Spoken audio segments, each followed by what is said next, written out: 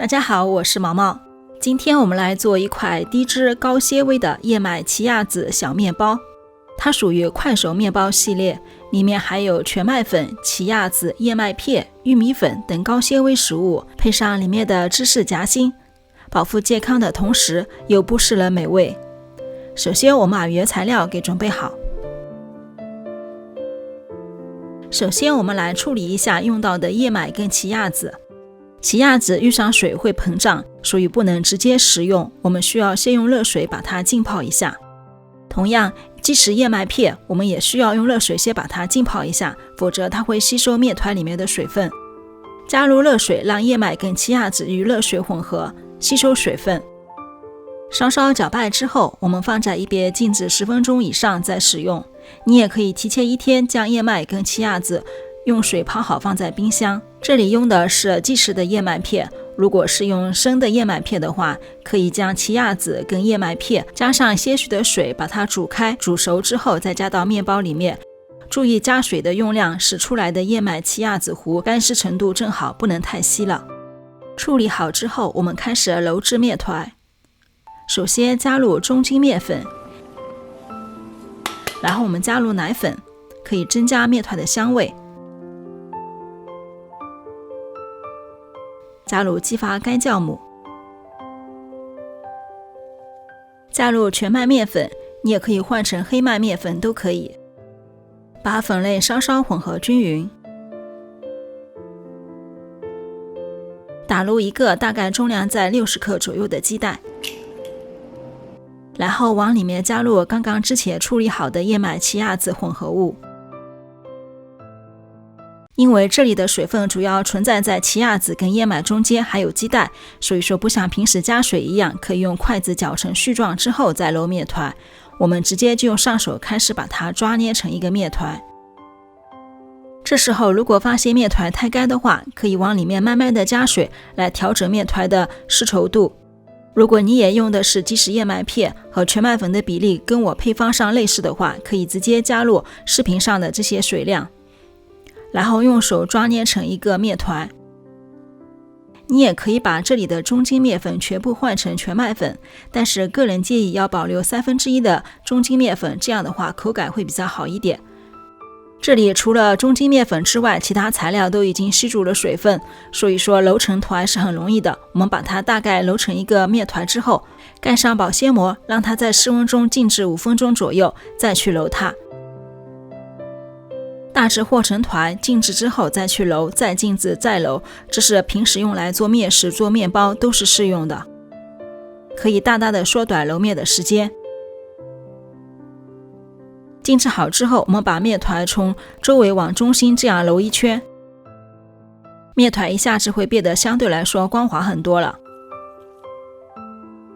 为了改善这款全麦面包的口感，我们往里面这时候加入5克左右的橄榄油。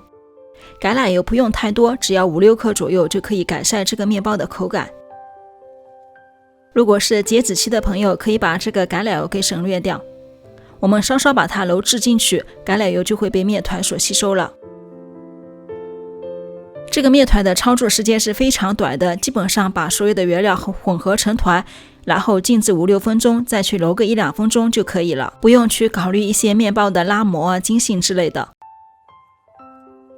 揉制好的面团我们放在室温中进行1次发酵。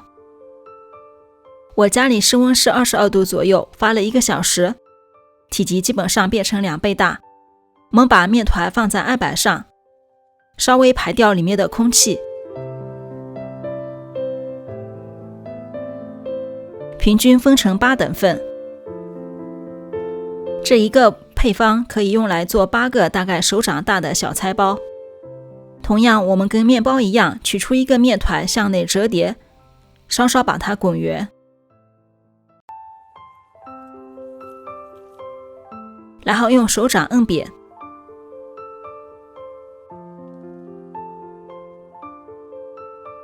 同时我们准备好一些马苏里拉奶酪和一些玉米粉，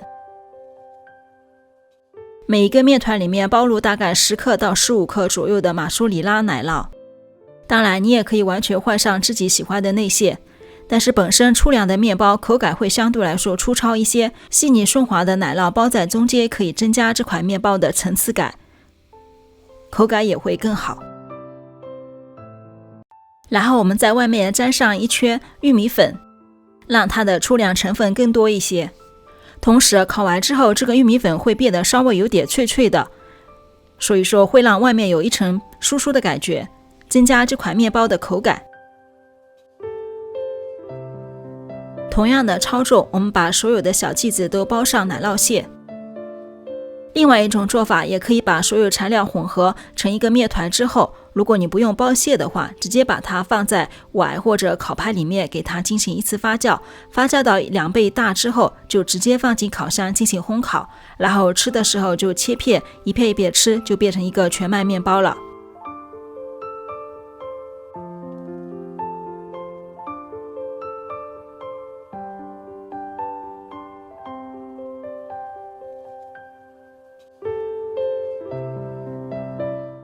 所有的面团都包上奶酪屑，裹上玉米粉之后，我们放在烤盘上进行2次发酵。发酵的时候，在密封的空间中放上1杯热水，增加一点湿度。发酵好的面包体积也会变大，用手触碰的话，它也会有那种印子留在上面就可以了。然后我们放在烤箱里面烘烤。可能比较难判断有没有烤好，我们可以拿起一个面包看一下底部上色，基本上就可以了。然后我们称热放在烤架上晾凉。